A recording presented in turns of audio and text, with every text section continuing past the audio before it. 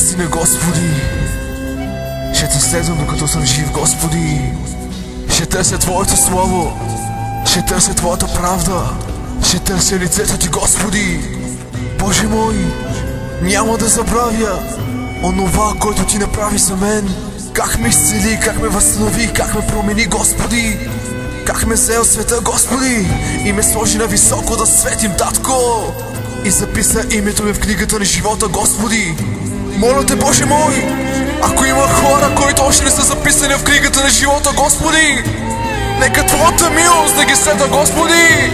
Моля Те, Боже мой, Твоята благост, Господи, през всичките дни на живота им, Татко. Боже Исусе Христе, помогни на всеки един човек, който се нуждае, Татко. Всеки, който търси солото Ти и лицето Ти, Девла, открий му се, Боже мой.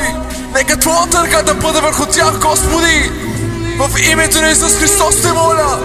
Ей, човече, ако този момент ти се нуждаеш от лекар, призови Исус Христос, защото Той може да изцели.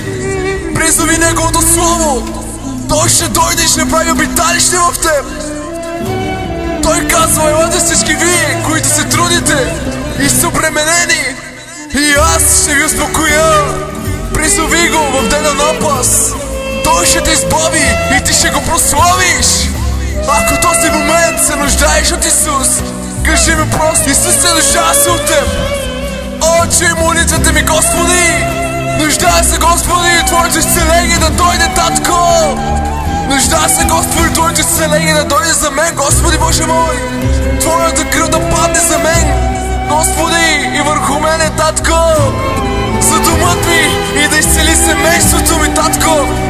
О, Боже мой, благослови всеки един човек, който слуша и се моли сега, Татко, и който призовава Твоето име, Боже мой. Не го оставяй, закриляй го, Боже мой. Милостта Ти да бъде върху него, Татко.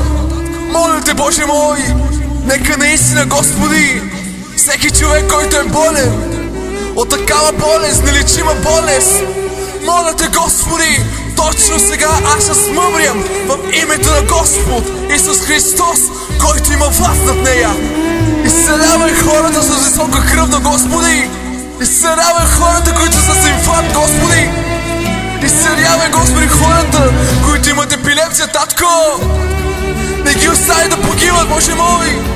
Възстановявай, Господи, възстановявай, Господи, в името на Господа. Защото Ти каза, Ти ще възстановиш отдавна за последните места. Не допускай, Господи, лукавия да се подиграва с нас, с народа Ти, Татко мой. Изцелявай, Боже мой. Твоята кръв, която течеше от кръста, Господи, тя дойде за да ни изцелява, Господи.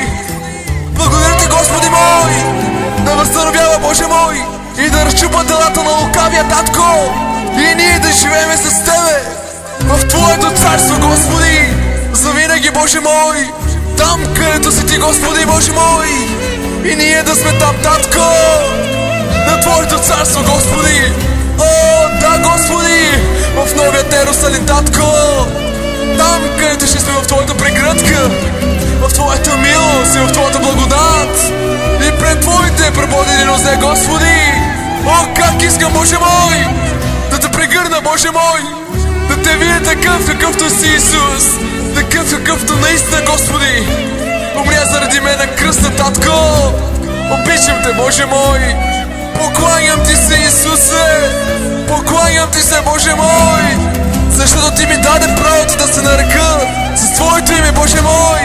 О, Исус Христос, Ти, който си на небето, Боже мой, да се свети името Ти, Господи, да дойде Твоето царство, Исусе, както на небето, тъй и на земята, Отче. Амин, Господи. Покланям се пред Тебе, Татко, защото Ти го заслужаваш, Девла. Няма подобен и равен на Тебе. Ти си благословен, Татко мой. Отдавам славата, Девла, дължима на Твоето велико и свято име. О, Господи, ще Те хваля, Господи.